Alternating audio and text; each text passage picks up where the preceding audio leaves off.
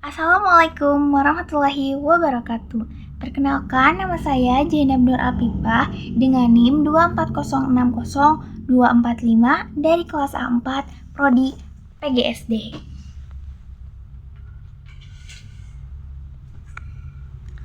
Nah, untuk kasus yang pertama adalah jadi ada sebuah masjid yang cukup besar dan strategis, tetapi masjid tersebut hanya ramai saat waktu sholat. Kemudian, masjid ini juga kurang optimal dalam membangun umat yang religius, spiritual, sehat rohani, dan jasmani. Nah, di sisi lain, banyak pemuda di sekitar masjid yang menghabiskan waktu di warung kopi, bukan di masjid tersebut.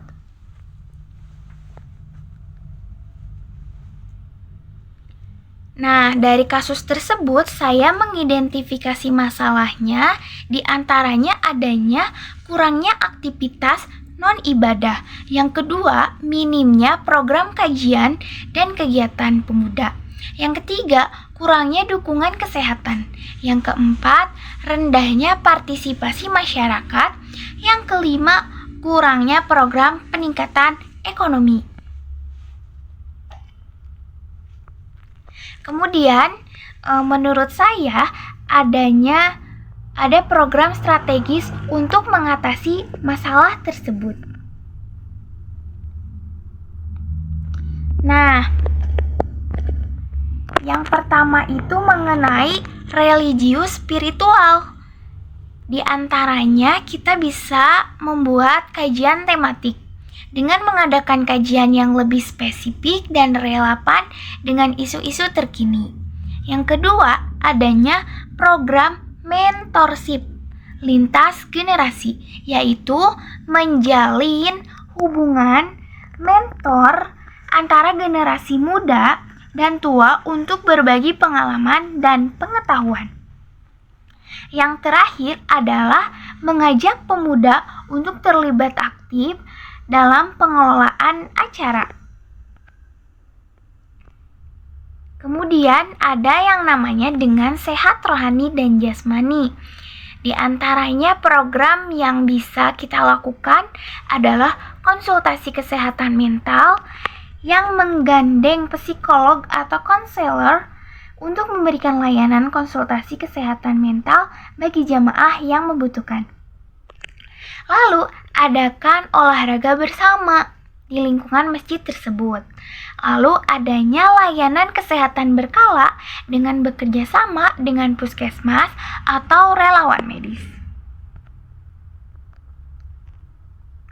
Nah, ada juga cerdas emosional, intelektual, dan spiritual. Di antaranya, untuk kita supaya intelektual, adakan kursus digital marketing atau kursus menjahit dan juga kerajinan tangan. Lalu, adanya klub buku, yaitu membentuk klub buku untuk mendiskusikan buku-buku yang inspiratif dan bermanfaat. Yang terakhir adalah pelatihan pembuatan produk lokal untuk dijual.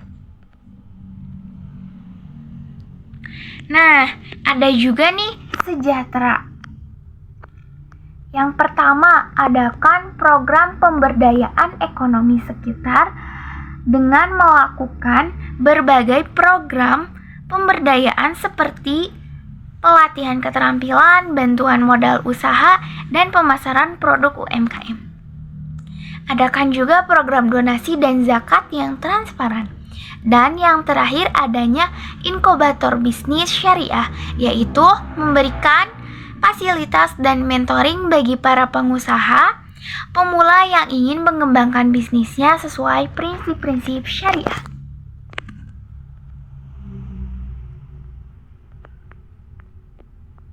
Nah, apa sih dampak positif dari program-program tersebut? Dari pertama, religius spiritual.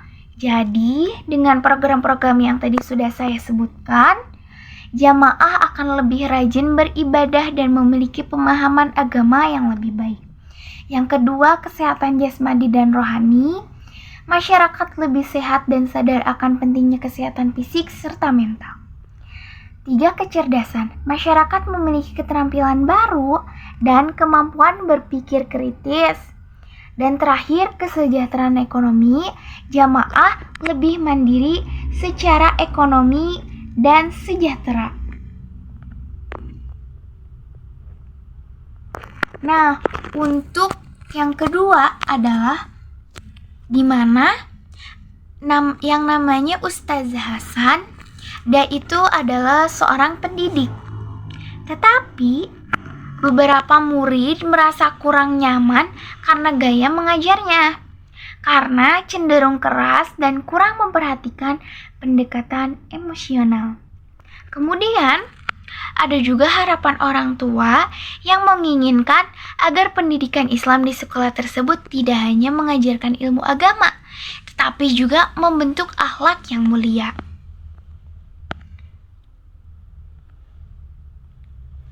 Identifikasi masalah. Nah, identifikasi masalahnya yang pertama adalah gaya mengajar keras. Ustadz Hasan tadi mengajar dengan gaya mengajar keras. Yang kedua, sehingga siswa itu merasa takut.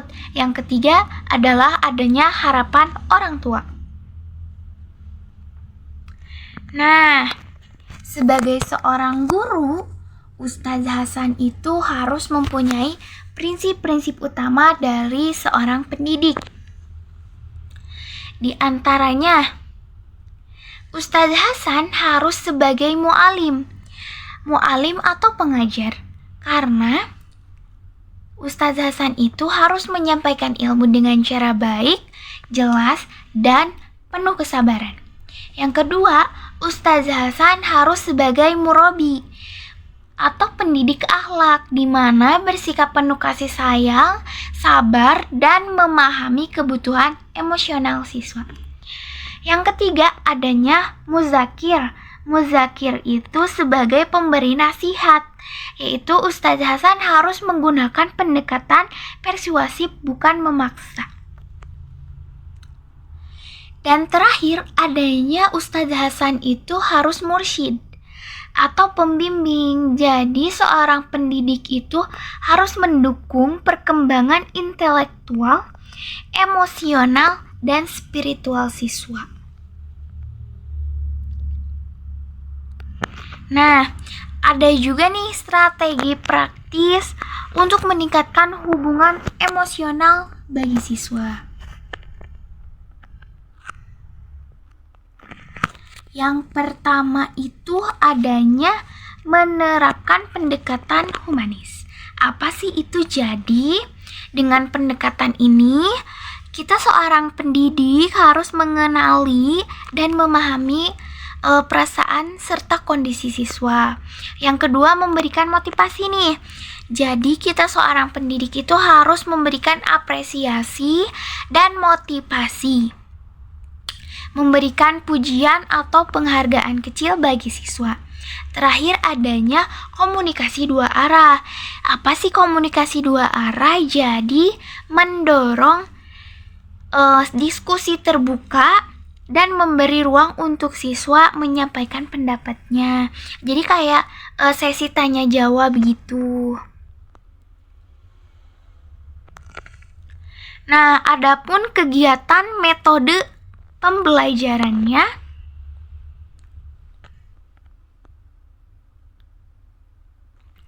yang pertama itu adanya muzakarah atau metode diskusi kelompok. Nah, jadi metode diskusi kelompok itu membagi siswa ke dalam kelompok kecil untuk mendiskusikan topik tertentu. Yang kedua, adanya pembelajaran aktif dengan role play, atau jadi siswa itu berperan sebagai tokoh atau tertentu untuk memahami materi akhlak atau sejarah Islam. Jadi dampaknya itu bisa meningkatkan pemahaman konsep kreativitas dan keberanian tampil. Yang terakhir adalah ceramah interaktif dengan cerita inspiratif, yaitu menggunakan cerita atau kasih inspiratif sebagai bagian dari pengajaran untuk menyampaikan nilai moral. Nah, selanjutnya adanya rahmatan lil alamin.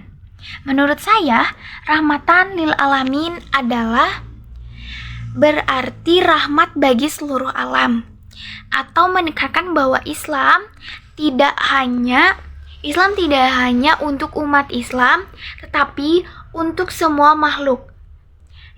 Jadi rahmatan lil alamin ini mengajak kita untuk berbuat baik dan memberikan manfaat bagi orang lain dan lingkungan. Dalam Quran surat Al-Anbiya ada yang bunyinya wa ma arsala illa rahmatan lil alamin. Kemudian adanya ekonomi syariah. Ekonomi syariah itu adalah sistem ekonomi yang berdasarkan prinsip-prinsip Islam, bertujuan untuk mencapai kesejahteraan masyarakat dengan tetap mengetahui hukum syariah. Adapun landasan ekonomi syariah diantaranya adanya Al-Quran, kemudian hadis, aspek moral dan etika, adanya hubungan yang harmonis, dan juga peraturan dan syarat yang meningkat. Untuk tujuannya adalah mencapai maqasid syariah, yang kedua kesejahteraan umat falah, yang ketiga pemberdayaan ekonomi, dan yang kelima keberlanjutan ekonomi. Dan terakhir adanya pernikahan dalam Islam. Jadi menurut saya pernikahan dalam Islam adalah ikatan suci atau mitsaqun ghalila, yang tidak hanya menyatukan dua individu, tetapi membangun sebuah keluarga yang islami. Jadi pernikahan adalah bentuk komitmen antara suami istri untuk hidup bersama dalam ketaatan kepada Allah. Nah, mungkin itu saja. Mohon maaf apabila ada perkataan yang kurang berkenan, dan apabila ada perkataan yang kurang berkenan, mohon maaf. Sekian dari saya. Wassalamualaikum warahmatullahi wabarakatuh.